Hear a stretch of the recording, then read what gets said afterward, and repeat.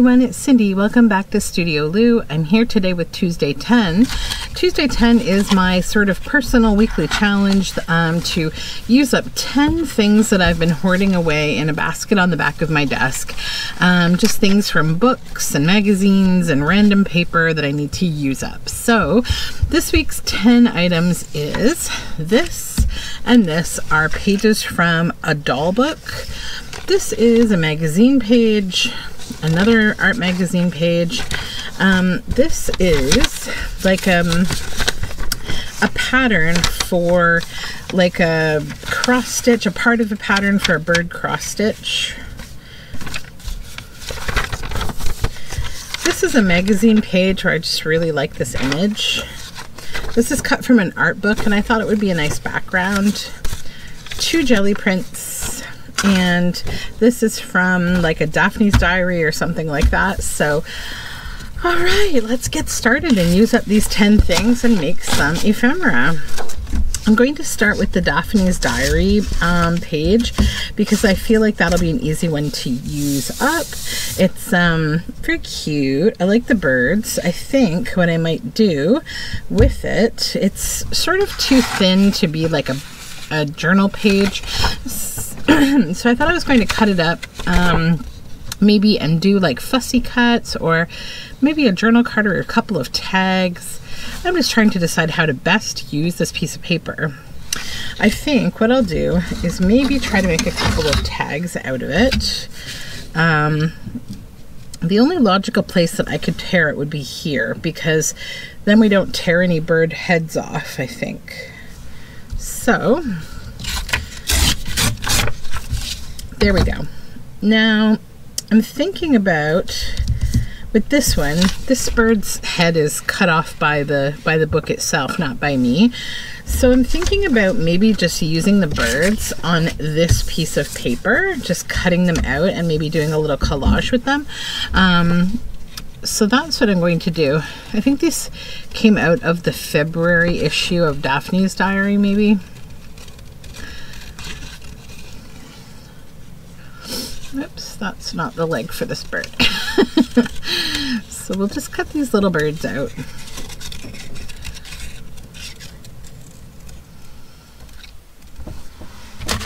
Okay.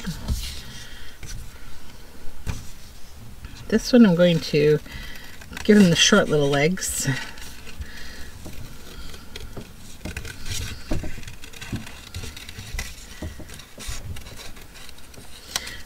Went out and did some errands and I'm happy to be home. It's a little bit warmer today.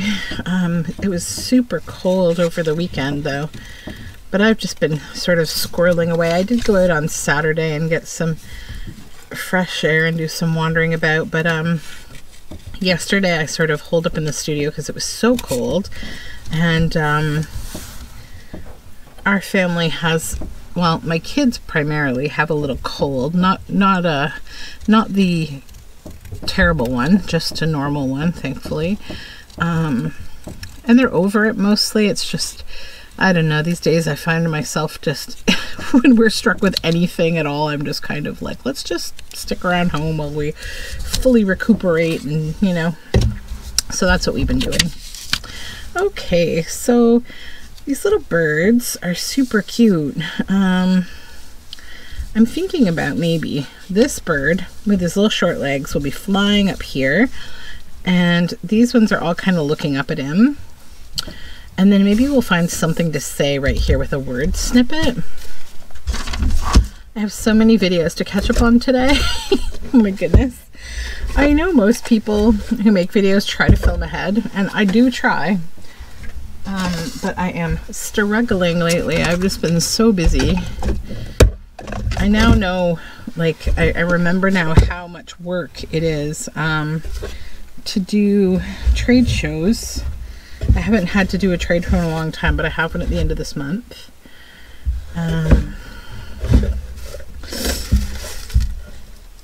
So I've just been trying to make stuff for it. Last bits and bobs. I mean, I'm doing okay. I always feel like I never have enough done, but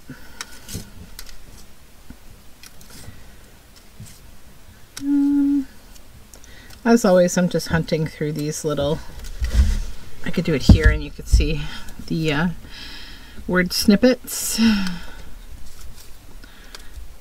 I never can find what I'm looking for. I've organized these in many different ways, but at the end of the day, I just feel like there's no really good way to do it. There might be, but this is kind of okay.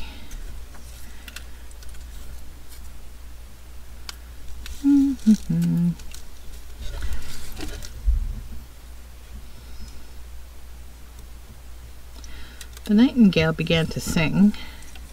Could that little short-legged bird be a nightingale?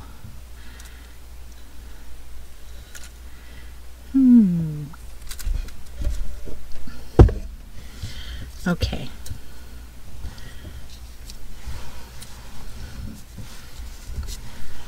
I found the one. We're going to do an ugly duckling type message here. Going to be beautiful. And this little short-legged bird is going to be beautiful. Okay, where is my glue stick?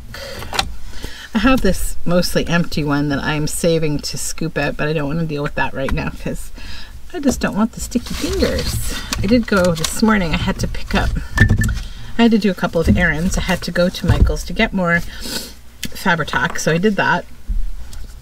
And then oh, there's my, hold on, I need my yellow ink. I did that, and then I had ordered, I wanted to do this sort of summery outfit. I wanted this really cute dress at Old Navy, and they have a matching little button-up shirt that I got for my son. I always do like matching dresses with my daughter, but I thought it'd be fun to do something with my son. So I ordered a few things. I ordered a few things for my daughter from Old Navy, and then I ordered the shirt and the dress. And for whatever reason, everything is going to be shipped to me except for the shirt. And I didn't notice until after the order completed that one item had to be locally picked up. And I'm like, why would you require me to pick up one thing and then you're going to ship the others? So I'm just looking for my ink brush if you're wondering what I'm doing over here. I'm missing an inker and I don't know where it went. That's okay. I'll just use the brown one.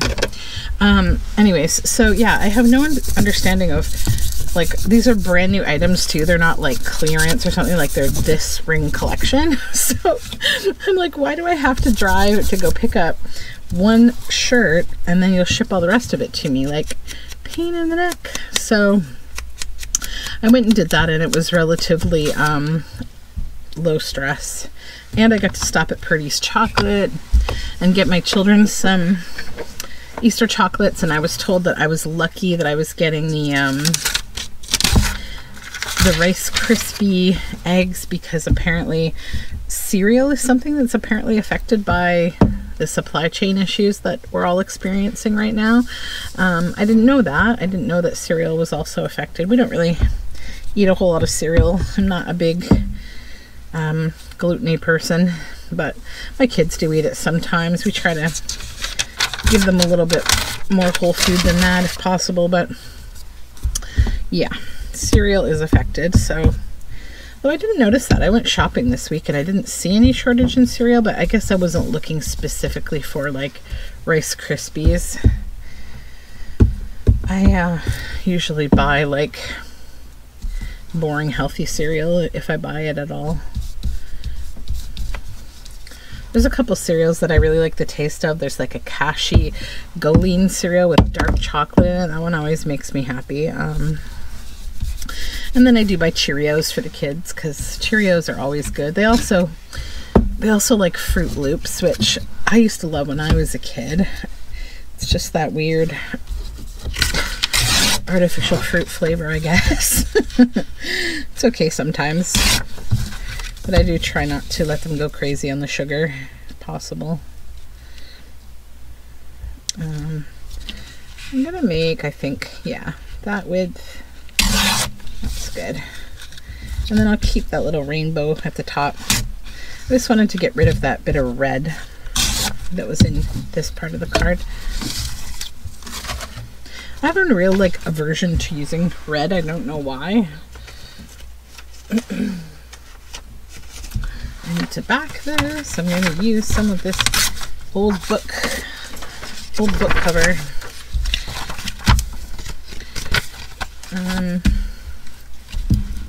So yeah, the chores are done.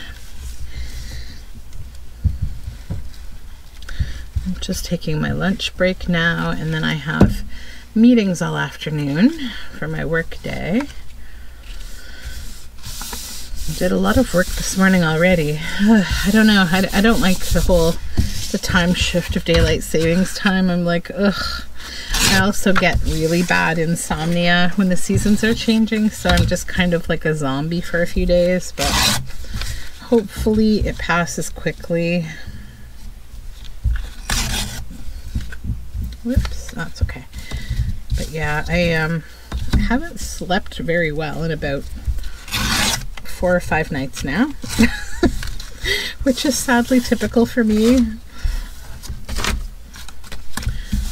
Okay, and I think I'll turn this into a tag, just because.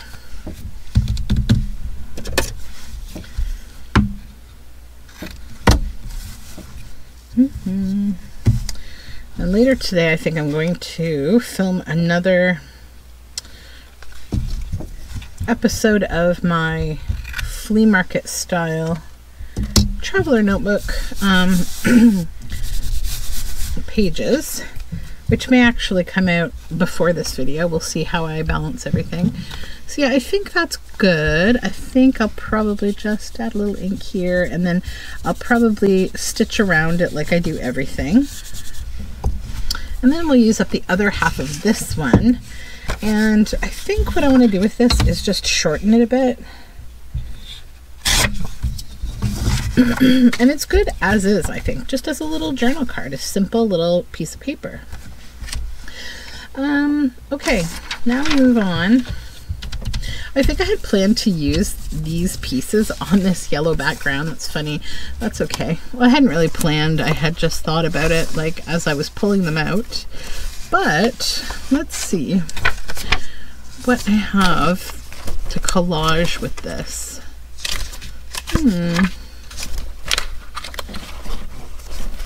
Some kind of a background. That's nice, but I wish there was no red. Oh, these jelly prints. These are all things also that are in my basket of Tuesday 10 use it up kind of stuff. So I might as well look at it right now and see if there's anything else that I can add to this use it up pile. Maybe that would be a nice background. Okay. And I also have a lot of ugly scrapbook pages. Little partial pages that I need to use up. Oh, the stuff. Okay. So I think what I want to do with this is collage it on here somehow.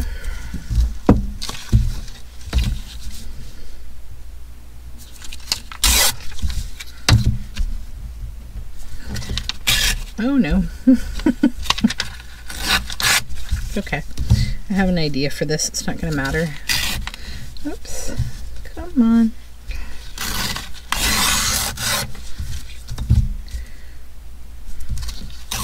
Okay. I'm going to grab my big book of scrapbook pages. I don't know if there's anything in here that I want to keep. Let's go through it real quick. I don't think so. No. I'll just go. I don't need it. Okay, so now we're going to use this book as my kind of base to glue things down on.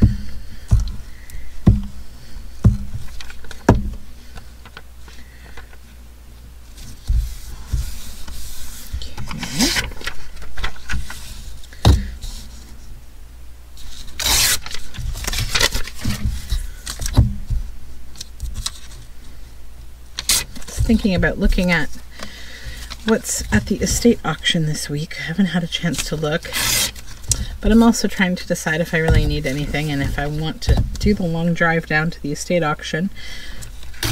because the price of gas is just ugh. Although it's not so much the price of gas that bugs me. It's like to fill a tank, it's like, you know, $10 more or whatever. Like, to me, that's not so impactful. It's not as impactful as what's happening in grocery stores and like all the other things that are hit with the fallout of all of that. But I mean, honestly, it feels a lot like these are insignificant problems compared to what else is going on in the world. I'm just like, oh, it's fine.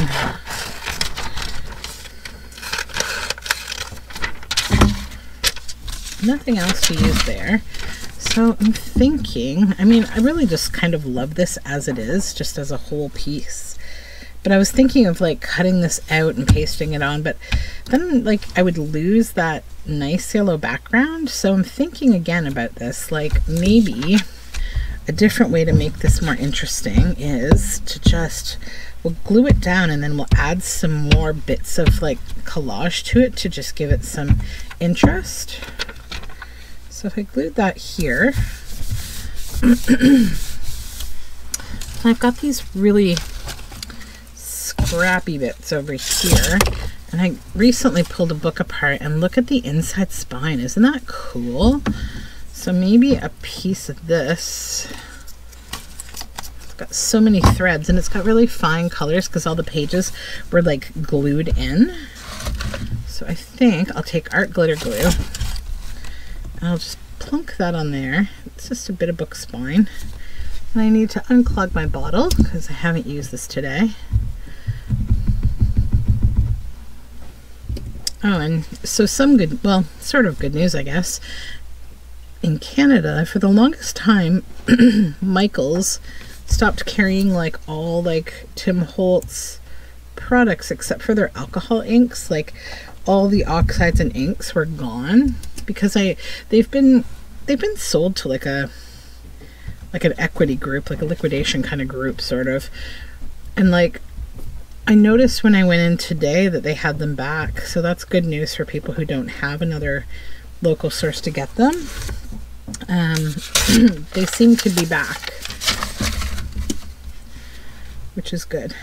Although I'm going to continue to support my local scrapbook store, because when you want things like that to exist, you need to go there for that to continue to be the case, that they're there.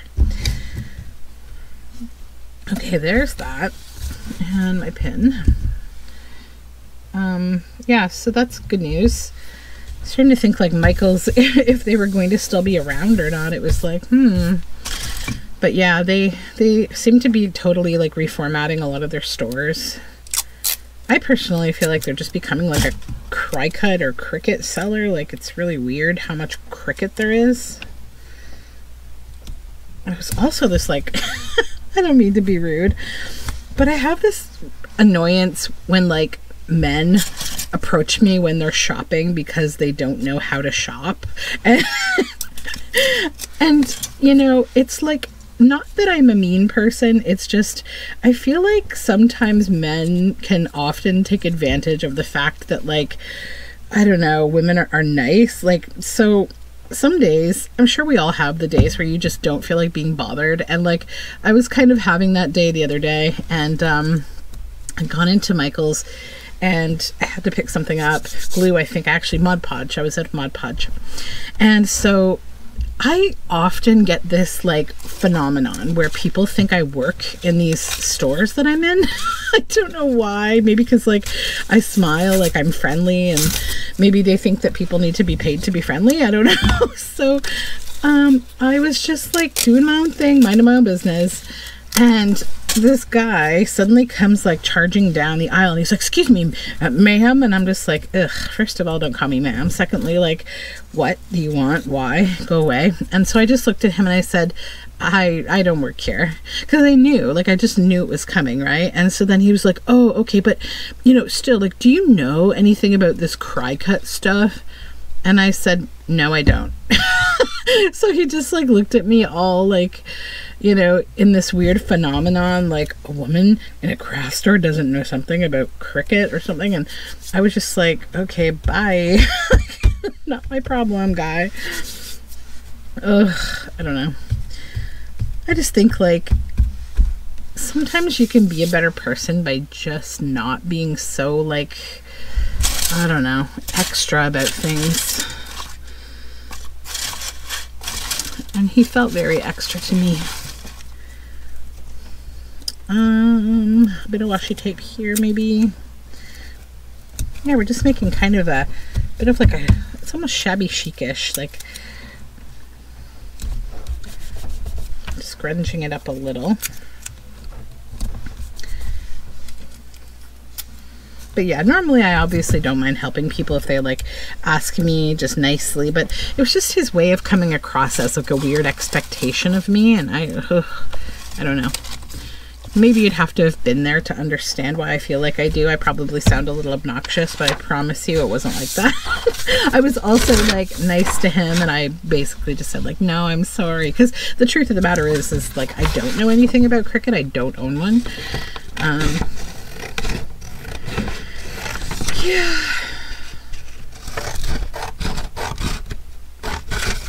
So let's just cut this out.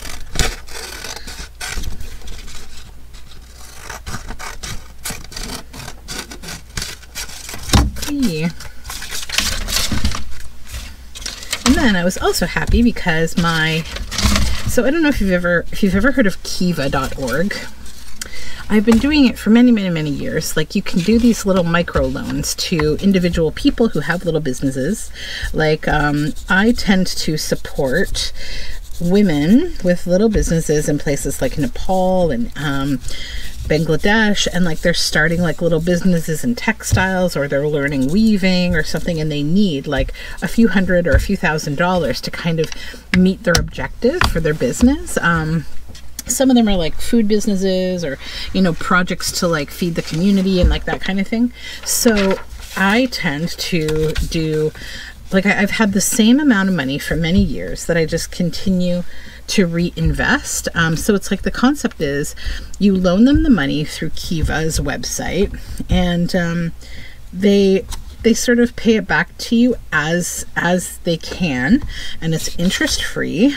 And then once it's paid back, like most of them will have like a term, like they know they can pay you back within a year, and so like the money just comes back to you within that time frame, and then you can choose to withdraw it, you know, and keep it, or to reinvest it. So I just keep like bouncing the same money back into the system, and it's been really nice to kind of fund all these things. Like, there's a couple of options. So one, you can participate in funding bigger projects. Like, you know, if someone needs, you know, tens of thousands of dollars or something to do something, then they'll have multiple funders. And this is like supporting, you know, third world countries primarily. So, or, you know, underserved communities. So, you can do that, where you contribute some part of a larger loan, or you can do a micro, like a little micro loan, and you can, you know, just keep doing them. And I definitely recommend Kiva as a safe and meaningful way to support people and help them with really awesome, like, life-changing projects. Okay, so that will just get stitched around. I'm happy with that. Now, what's next? Maybe we'll take a look at these jelly prints and see what I can do with those as bases. So I was thinking about the raven with this one. That's kind of cute, but I think I just want the raven off of this page.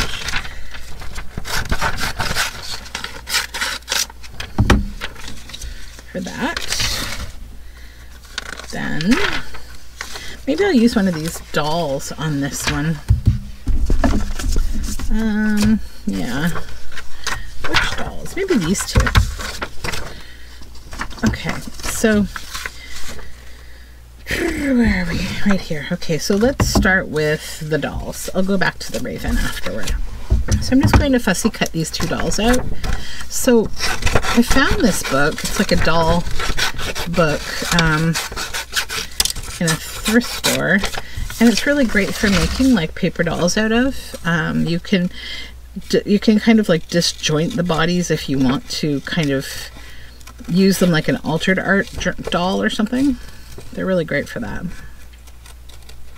And then there's always the people who are scared of these kind of dolls. And we ask for their patience.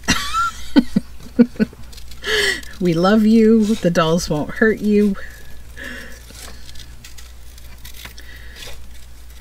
It's funny though, like there's something about like old dolls that I think almost biologically we find creepy, because I collect like old German doll heads, just the heads usually, and I have a lot of them around my house, like that are kind of in these curiosa type settings with other antiques and stuff and shelves.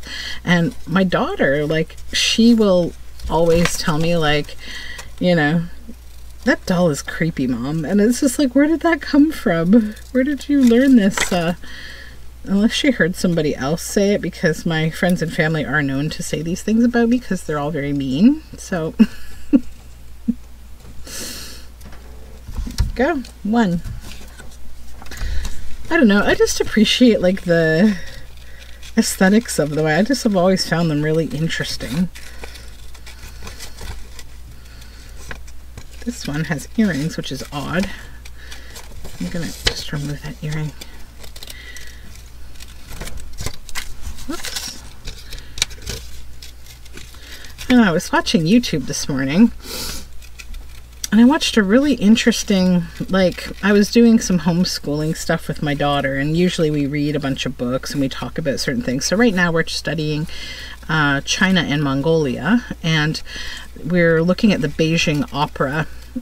And so I had sort of searched some opera for kids kind of videos on YouTube, and I found this channel called, I believe, Hi Ho Kids, and it's really cool. So the first video I watched was, like, they have a bunch of videos in the series that are like, kids meet this person, and then like there's a description of what the person, you know, is or what they did or whatever. And so the one that I settled on, that I'd found for the purpose of opera, was Kids Meet an Opera Singer, and it was really lovely. It was this really lovely opera singer who spent some time with the kids explaining, you know, her life and the opera and her costume and her wig, and, you know, really went through and talked to them all about like opera and its Italian popularity. And then they did this cute thing where they held up a glass and she tried to sing so high that she would break it, and she said, I don't think I'll be able to, and she did. She didn't, but I thought it was kind of a cute thing. Like the kids were really enthralled by it, and they were just really dumbfounded by how high she could sing. And then she was like getting them to sing, and she asked them like, what's the highest note that you can sing, and they were like screaming these super high pitchy notes. It was really cute. And she was a little flabbergasted they could go as high as they could. Me, I'm the mother of 2 toddlers, and I wasn't surprised one bit, because I'm pretty sure I've suffered hearing loss as a result of having children. So it was nice to see that video. But then it just kind of auto played onto like the next video, and it was interesting because it was like Kids Meet a Bank Robber. So, you know, I was like, well, this is kind of interesting. I like that as is. I'm just going to maybe cut a little off the side and make a journal card with that, with a tab or something. It's just a little bit wide. So anyways, they talked to this guy, and surely enough, when he was a little younger, he's probably in his 30s in the video anyways. I need to put more glue under there too. When he was younger, he robbed a Brinks truck and stole $400,000, and ended up getting caught and went to prison. And he talked to the kids, like the kids were all like, whoa. And one of the kids, you know, he was probably like a 11-year-old boy, and he had watched a lot of movies like Ocean's 11, and he was talking about how it seems like a lot of like robbery type films are very, what's the word, like celebrated, right? But like that's not real life. Like you see this in a movie and people really celebrate it. But then, you know, if you do it in real life, people aren't going to celebrate you like you're, you know, Ocean's 11 or something. So it was really kind of cool to hear a kid say that. So then he gets talking with the kid, and he's explaining the situation, and he's talking about how, you know, his decision was guided by the fact that he was addicted to drugs at the time. And like, there were some kids there, you know, listening to this who you could tell from their facial expressions, like they've clearly never experienced, they've probably never even really seen a lot of media about this kind of crime and drug addiction, and like, you know, how people's lives are affected by drug addiction, and how it's, you know, truly a medical condition and not just a choice, right? But I think he spoke with so much compassion that he taught them a whole lot, and I was really impressed. And so, you know, he said the worst thing about the whole experience, you know, yes, I was ashamed that I did this and that I went to prison. The worst thing, though, is that he had 3 children, and he couldn't see them, and he really missed them. So what he started to do is, while he was incarcerated, he would write them letters that then kind of transformed into writing little books for them, making little books. So he said, you know, even though I couldn't see them, they would still know that I was thinking about them, that I missed them, and at least there was that. And so then, you know, fast forward years later, he gets out of prison, and he ends up continuing his journey with writing books, little books. And so he worked to publish his own little book, and at first nobody bought it, but then he ended up having a national bestseller and turned his whole life around, and was able to buy a home and, you know, secure and, you know, fix his family, which I thought was just powerful and awesome. And thank goodness for second chances, because he is a really exceptional human being now who really wants to reach out to kids, you know, especially troubled kids who don't get the best start in life. So that was kind of interesting to watch and cool. So then, you know, I was very enthralled by the channel, so I just kept watching the autoplay. And the next one was Kids Meet a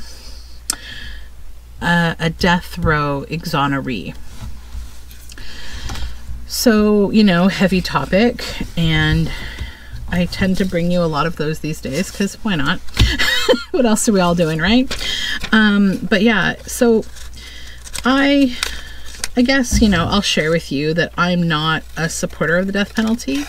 That's just not something that I agree with. I feel like, you know, I want to say, first of all, we just never know when we could be wrong. Also, I'm a huge believer in people being able to change. I'll admit that I definitely feel in cases where there's, you know, concrete evidence, especially in child abuse situations of, you know, the worst kind, and also when people are, you know, taken advantage of, or their lives are taken in terrible ways, and there's absolute concrete evidence. I do struggle with my decision that I don't support the death penalty, especially when I feel like somebody is beyond even therapeutic care, you know. But it's just something that I feel like we've really gotten it wrong too many times. And I think that as a species, like, it's just kind of like maybe we're not really qualified to handle those kind of big decisions, and we have other means, right, to keep people like where we need them to be and not hurting other people. So I think I would exercise that instead, just because, like, I don't know, it's a lot. And I think I watched an interview years ago with a former executioner, like this old, retired old man. And, you know, his life was ruined. Like, his life was absolutely ruined. And of course it would be. Like, you spent your entire life making a decision that's otherworldly, and being the sort of like, you deliver the sentence that you didn't even decide on, right? It's kind of like, ugh, it's, who wants to do that job? Nobody. But anyways, that being said, so this woman, I completely forget her name, which is my brain. So she was the mother of a 9-month-old son, and they lived in a community that was underserved. She's black, her family, you know, is black, and they lived in a place that was not the best, and her son had some problems and medical problems, and they were having a very hard time getting a diagnosis for some things that had been going on with him. So, I mean, that's not untypical. I've seen that many times where people, you know, really struggle to try to get the help they need. And unfortunately, one day, this little baby, stopped breathing. So the mother called 911. She did not know how to do CPR. So she was tutored by someone to do CPR, but unfortunately, they gave her the instructions on how to do adult CPR, not infant CPR, which is extraordinarily different. Like with, you know, baby CPR, you're using like fingers. So you're not, you know, pounding a chest, basically. You're going to cause more damage than is sustainable. So unfortunately, the child was further harmed and he was not able to be revived. So she lived in Mississippi, and they decided to charge her with the death of her child. So she ends up getting, you know, into this whole situation, and she had an all-white jury who actually also broke sequester laws. They ended up, you know, they were supposed to be sequestered and not discuss the case with anyone. Instead, they chose to have a picnic, discuss the case amongst themselves as well as with other people. So it was absolutely not a fair situation that she was in. And so she was convicted, and her penalty was death. So, you know, years pass, and thankfully the right medical examiners come along, and they question this whole case, and she gets exonerated. Thank goodness, because she is innocent. And so basically what then happens is, like, she gets out, and, you know, so she ends up in this YouTube video, and she's talking to these children. And I was just so impressed by, and also slightly depressed by, how a child's judgment is so much more sound than that of adults. So she's telling them her story about, you know, her son and his history and what she'd been through and what happened. And, you know, there's probably a 9-year-old little boy, and he said to her, "Why didn't they check his medical records?" And she was just baffled. She said, "Thank you." She said, "You know, I had the same question from the very beginning, but no one wanted to listen to me about the medical records or any of that." And so then, you know, another little boy spoke up, and he said, "That sounds like racism." And, you know, it was just really, really good conversation, and also very encouraging to hear children speak with such empathy and such understanding, and also just to be such good little active listeners. Like, they really understand taking the time to analyze things, not rushing to judgment, and certainly not judging people on their appearance or their, you know, the assumptions that you make in your head about people, right? So that really gave me a lot of hope to hear that from these little kids.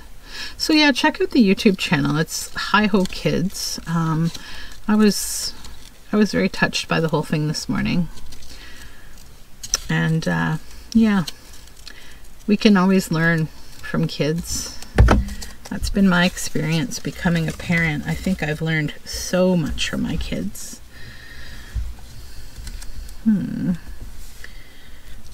Trying to decide what I want to do with this. I think I want to put this here maybe and create kind of like a long belly band type shape.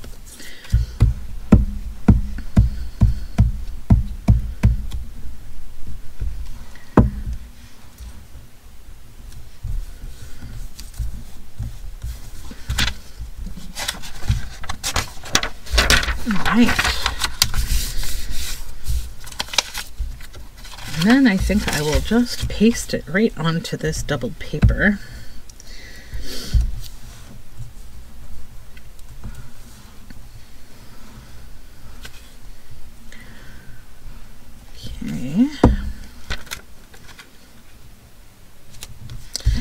today I need to learn how to make buttonholes on my sewing machine, my other sewing machine that I have never made them before on. I have been making these kind of like a knitting needle roll, but it's a different kind of thing I'm making for my show. I thought of this idea to make like a mini yarn jelly roll kind of case, and that can be used to hold notions later on.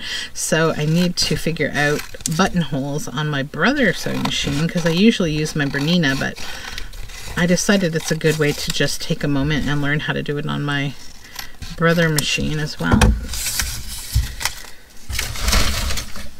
All right, does this need something more?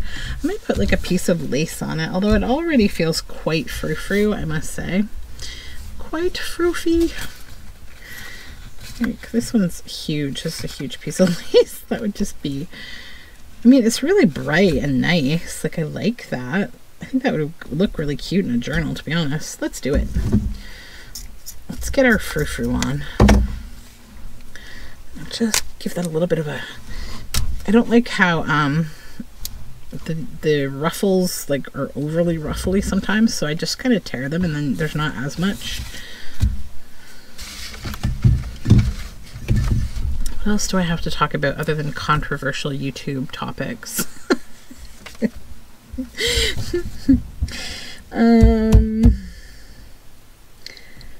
I was watching Barbara at 49 Dragonflies drawing her mandalas last night. Before I went to bed, she did a video on mandalas, and that was fun. It was a nice little video. I have like so many videos that I want to make, and I just don't have the time to make them all, but yeah, I gotta stop stressing about that. It's a silly thing to stress about. Just do what you can when you can. Although my life will settle down again after March 20th, after I'm done this show and I get that all done, and then I restock my local yarn cellar with my yarns. Then I'll feel like I've kind of met all my commitments, because I don't have another show until either June or July. And that's, I think, all I'm going to do this year until at least the holiday season, and then I'll kind of, I mean, I might do some smaller ones that are just little shows. I'm thinking a little bit about how, I mean, if you've ever come out to see me at any of my shows that I've ever been to, you'll know I have like kind of a big, relatively big setup of like racks of yarn and all sorts of things. I'm kind of deciding at this point that I'm going to keep my setup a little smaller nowadays. Just like keep it probably tabletop and not have to lug those big racks, because I don't know, I'm just tired.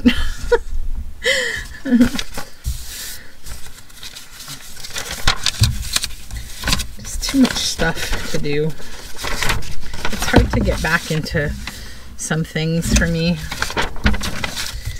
I used to, and I still do operate at a capacity that's like 2.5 times or something normal capacity. So I'm trying to just take it down a notch so I'm not so tired out.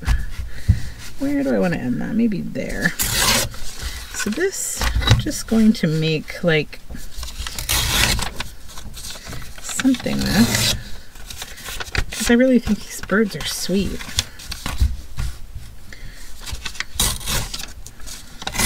They'd be good in like stitching journals.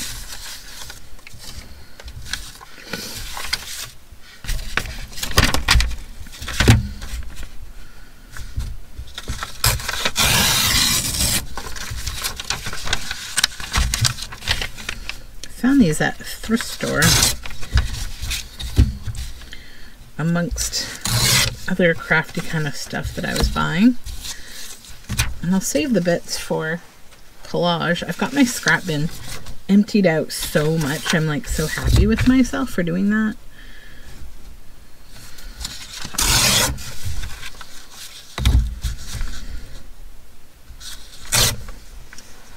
Because I think making all of the covers that I've been making for the flea market style journals are like masterboards basically. So it's been nice to use all of that up. And I think this one, I'm probably just going to pop it in my scraps. Okay.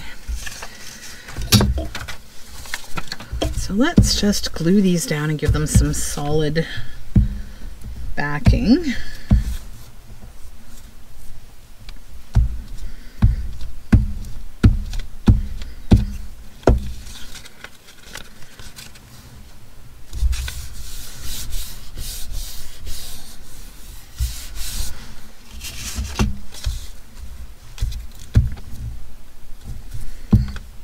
Could decide maybe to like watercolor these, or I don't know.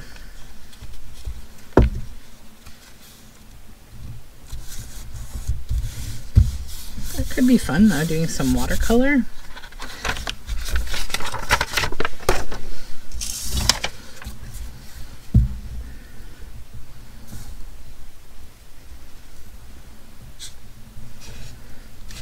Last one glued down.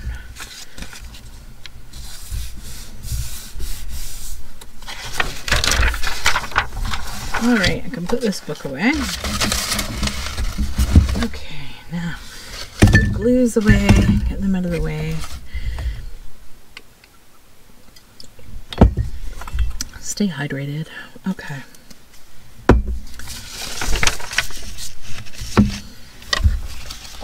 Move some of my stuff here. All right, I'm gonna grab my watercolors. Just give me 1 minute.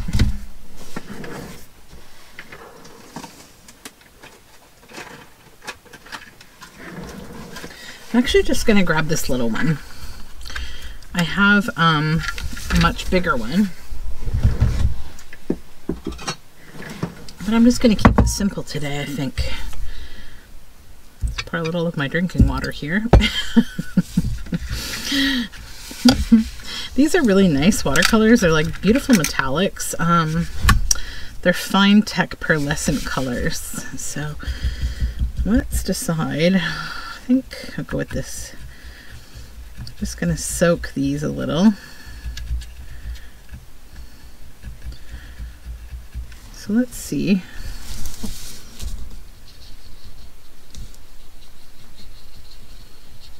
Hey, yeah, that's fun. Just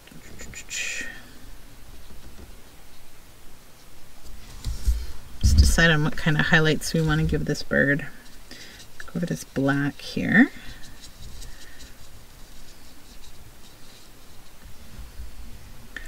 It's always good to just keep a little pan. They don't have to be fancy. They can even be like children's watercolors, but it's a nice thing to just kind of keep on your desk or near your desk. Because you'd be surprised like how quickly, you know, you can come up with some fun ideas when you've got like something like this at your, you know, your at the ready. Okay. And then I think I'm going to go with this more goldy tone. For these leaves.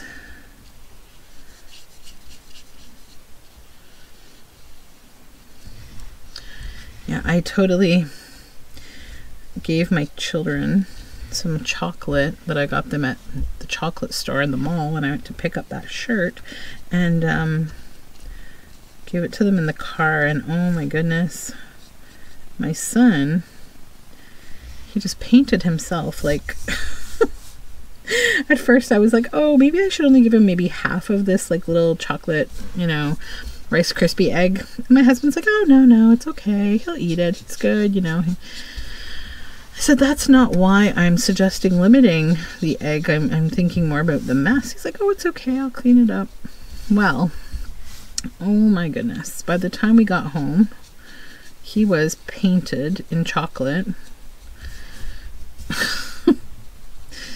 So my husband had a fun job cleaning that up, but it's worth it. It was fun.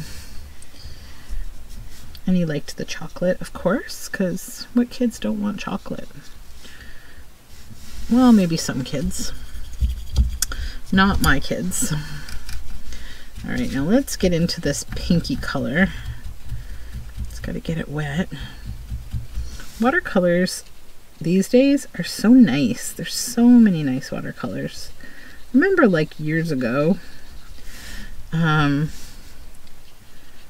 wasn't really that into watercolor because it always just felt so, I don't know, wishy-washy and the same. I felt like you couldn't really get that many colors with watercolor and there was nothing that interesting about it. But now you can get metallics and pearlescence and iridescence and, you know, curated shades made with natural pigments and just fancy, like, beautiful things. So I can get down with that for sure.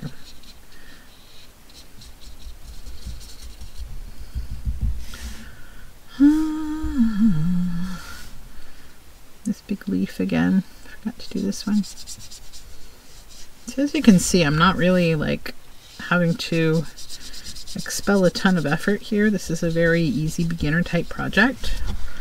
You could go in with a fine liner afterward too and like you know, add some like black highlights if you really wanted to.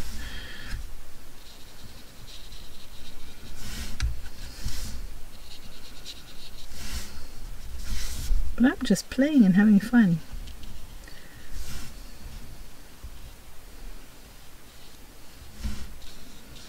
Let's go in with some leafy bit details.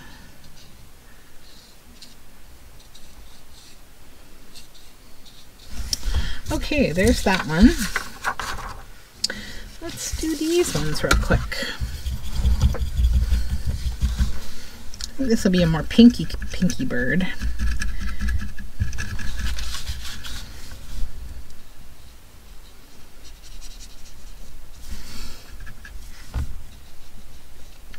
These days, going into the art stores is like so dangerous. There were years where all I really focused on was sort of fiber art, so I wasn't buying many art supplies, but these days there's not a whole lot I don't want to do. I've just kind of wanted to do everything lately.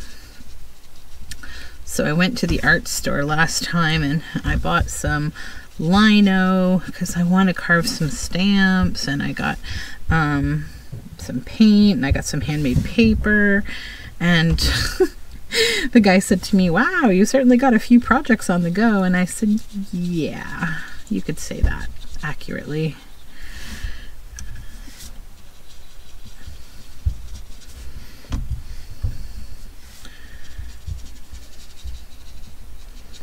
But I'm also hopefully going to stash down some of my fibers when I'm at my show, my sheep's fleece and wools and things. I've been carting up a lot of bats for spinning wool and packing up some fleece because I just really have more sheep's fleece than I ever will be able to process in my lifetime.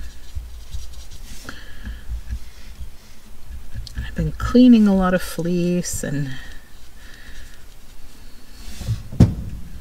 I don't know if you heard that thump above me. That was something relating to my kids, but I don't hear crying, so that's a good song, a good sign.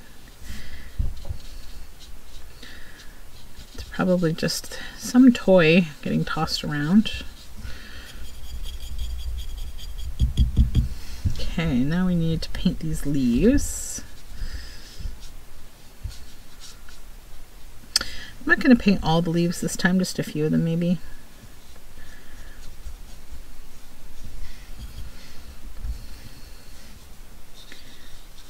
Maybe this one. And then, instead of painting the leaves, maybe I will go around a few of them just with an outline.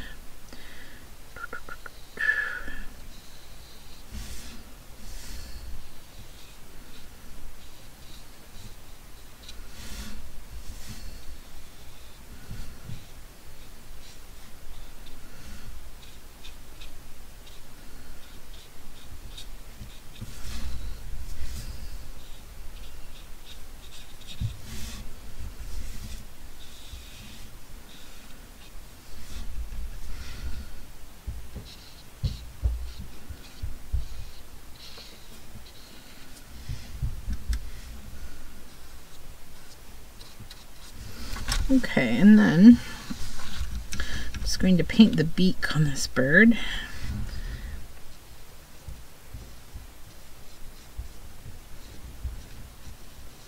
There we go.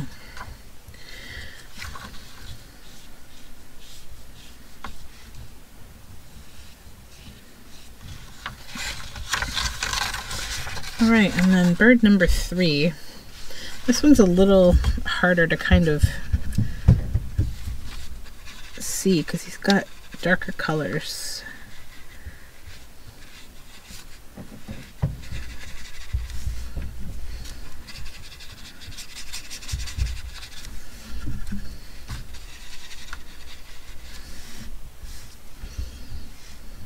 Okay. Let's kind of carry this line down here.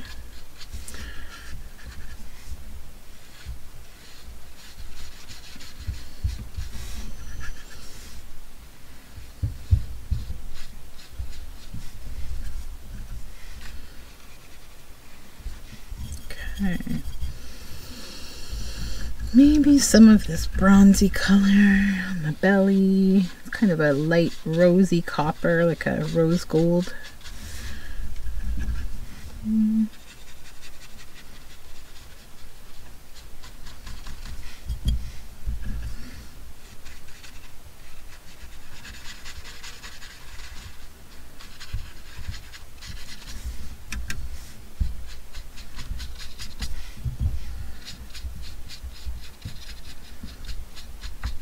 Okay, and then this beak. Okay, and then with these leaves, I think I'm going to go into the pink for these leaves, or the kind of rosy copper. And then I'm just going to paint the stems and the centers for this one.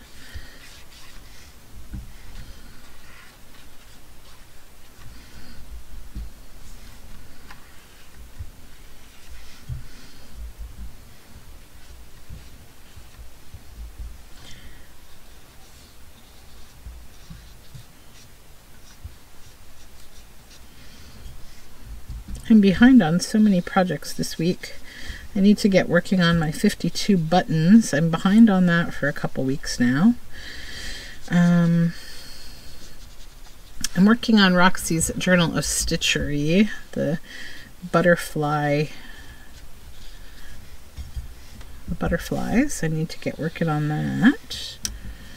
But it's a little challenging because I'm trying to balance my time with making things for my show, and I'm just thinking about, like, that's probably the more important thing to work on right now. Okay, so I think that's good. I think that's done and done. Let's just wash the brush in this water here. Okay, and pop it back in here. All right, so we'll let that one sit and dry for a moment. And we'll give this one a cut out.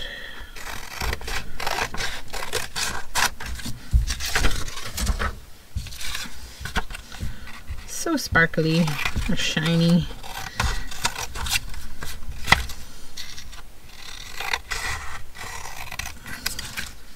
I'm hoping that the camera is picking up the same kind of color that I'm seeing. We'll see. All right, we gotta back this now.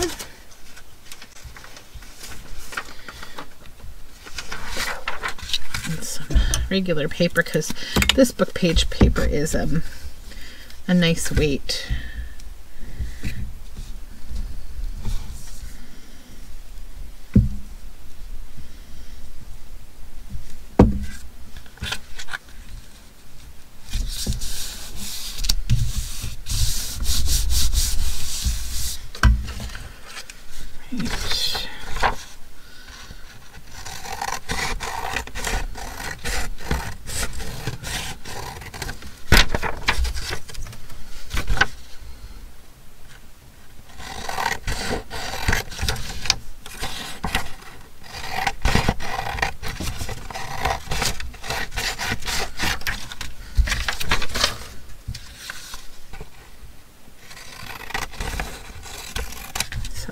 To dry.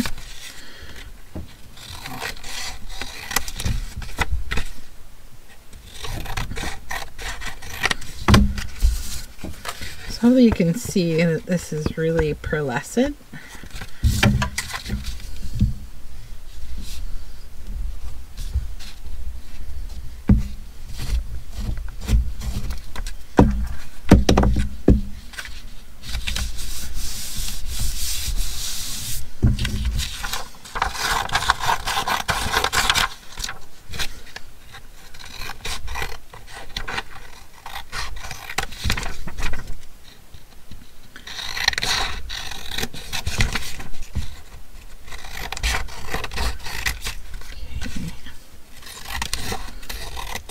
By the time I get these two cut out, that one will be dry enough to back.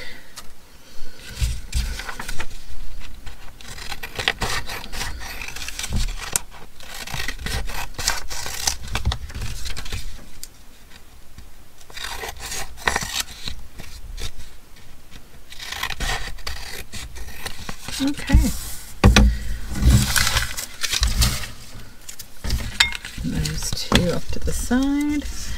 And then we have to back this one.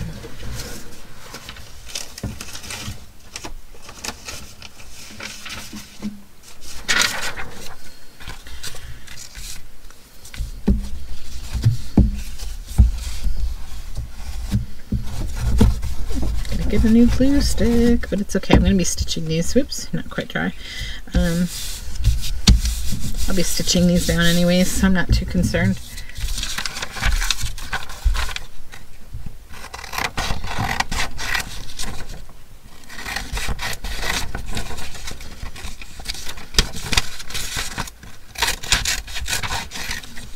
All right, so I think what I will do now is go stitch around everything, and then I'll come back and I'll show you our final pieces that we made. So just give me a moment. Okay, let's take a look at what we made. So we have 3 of these pearlescent bird journal cards or pockets. That can be decided later. So these were made from pattern paper. We have a belly band. We have this raven journal card. I added some fabric up here with little stars on it. It says where the storyteller lived. We have this journal card with these dolls on a jelly print. And then we have this fun collage. This was just as is, I just stitched around it. And then we have these birds, and I stitched around this bird and stitched around the going to be beautiful and added some fabric up top. So how many pieces did we make from 10?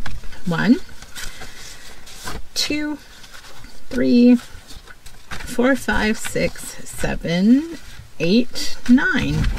All right, that's it for today. Thank you so much for joining me. If you enjoy making ephemera and hanging out, please subscribe, and we'll talk to you soon. Bye for now.